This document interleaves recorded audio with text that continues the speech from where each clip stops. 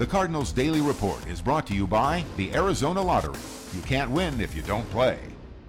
Well, Kyle, it's Thursday, which means Larry Fitzgerald is talking to the media today. And usually after he's had a game where he hasn't gotten a lot of catches, that inevitably comes up when people are talking to him. You know, do you care about not getting the catches? Does it bother you not getting the targets?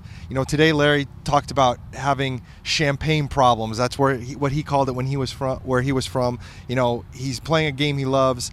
He's making a lot of money. His kids have a roof over their heads. That's what he cares about in perspective more than not catching the ball. And I guess you can kind of understand that, although I'm sure Larry would like to have the ball a little bit more.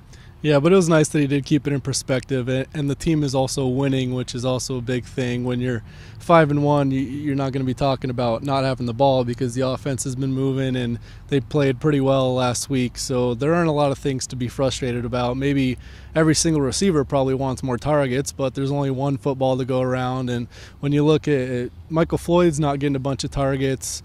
Ted Ginn and John Brown aren't getting a bunch of targets. It's not like Larry's being ignored for one other guy. It's just they're spreading it around great. 9 different guys caught the ball last week, and Andre Ellington coming out of the backfield is a guy that needs the ball too. So it's just something, it's going to be the same thing all week, all season, and you have to realize that.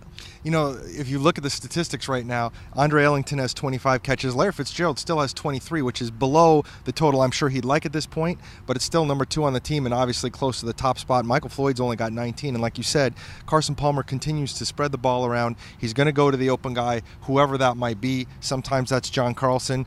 Sometimes that's Stephon Taylor on a blitz near the end zone, even though Fitz is open in the end zone, and I know that's something a lot of fans noticed, but the bottom line is Carson had to get the ball out. Taylor got it, scored the touchdown. The Cardinals still get the result even though it didn't go to the wide receiver. The question is, to me, how does this go going forward? I know last year this offense got better throwing the ball as we went along.